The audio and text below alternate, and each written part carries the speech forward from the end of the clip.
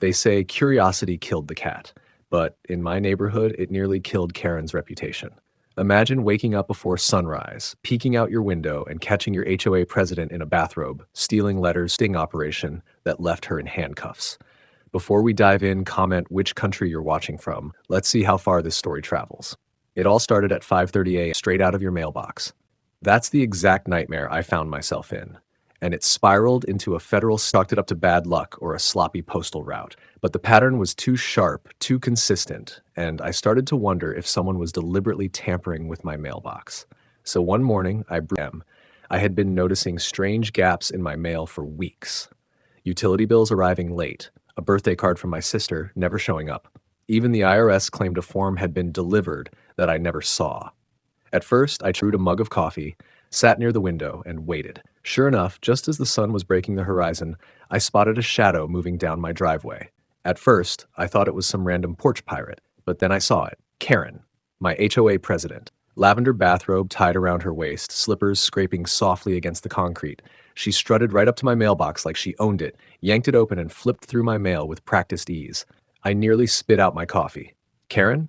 The same woman who preached neighborhood integrity and handed out violation slips like Halloween candy, was stealing my mail. I wanted to storm outside and confront her, but instead I kept quiet. If she was bold enough to do it once, she'd do it again. And if she'd done it to me, who knew how many neighbors she had already targeted? The next day, I casually brought up the missing mail during our HOA meeting. Karen smiled, tilting her head just enough to make her pearl earrings swing. "Oh, you know how unreliable the post office can be," she said with a laugh, dismissing my concerns in front of everyone.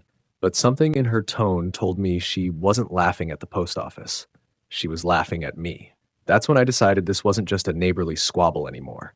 Tampering with mail is a federal crime under 18 U.S.C. 1708, carrying fines and prison time. If Karen thought she could keep treating the neighborhood like her personal kingdom, match and more HOA nonsense. What I needed was proof, and not the kind Karen could wriggle out of with fake smiles and HOA bylaws. I needed federal muscle. So I called the United States Postal Inspection Service. Most people don't. And then one of the agents, Inspector Lopez, said, "Sir, if what you're describing is accurate, we're dealing with a violation of Title 18, Section 1708. That's punishable by up to 5 years in prison. If you're willing to cooperate, we can set up a controlled delivery." I agreed without hesitation. The plan was simple but brilliant. They would prepare a piece of mail specifically designed as bait, an envelope with a small GPS tracker tucked inside. It looked exactly like an ordinary letter, but the second someone pulled it out of my mailbox, the inspectors would know. The next morning, I placed the decoy envelope in my mailbox like usual. Then I waited. My nerves were shot, hands gripping my coffee mug so tight I thought it might crack. Across the street, a nondescript sedan with tinted windows sat quietly. The inspectors inside, watching. Right on schedule, just after sunrise, I saw the lavender bathrobe again.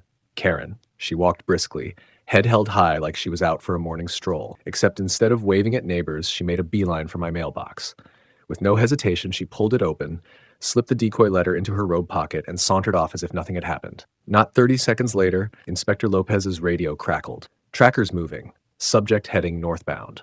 I held my breath as the car pulled away, tailing her at a safe distance. Karen had no clue she just walked straight into a federal sting. She thought she was above the law, untouchable in her little HOA empire. But this time, she hadn't just stolen a neighbor's letter. She had stolen government property, and that meant the game was no longer mine to play. The feds were in control now. If you're enjoying this HOA story so far, like and subscribe because the story is only going to get better. By the time Karen reached her house, the inspectors had already coordinated with local police. The GPS tracker showed her stepping inside with the stolen envelope. Lopez glanced at me and said calmly, "Once she opens it, that's federal evidence. Watch closely." I didn't have to wait long. Within minutes, the signal confirmed the envelope had been tampered with. That was it. The green light. I followed at a safe distance as the inspectors rolled up to Karen's driveway, lights flashing. Karen stepped out onto her porch, clutching the envelope like it was a winning lottery ticket. The smug look on her face didn't last. Lopez walked up, badge out, voice firm. "Ma'am, you are under arrest for theft of United States mail, a violation of 18 U.S.C. 708. Please place your hands where I can see them." Karen's eyes went wide. "What? This is a mistake. I'm the HOA president. I have the authority." "Authority doesn't extend to stealing mail," Lopez cut her off. "Turn around." Neighbors started poking their heads out of doors as the scene unfolded. Phones came out, cameras clicked. Karen, queen of the cul-de-sac, was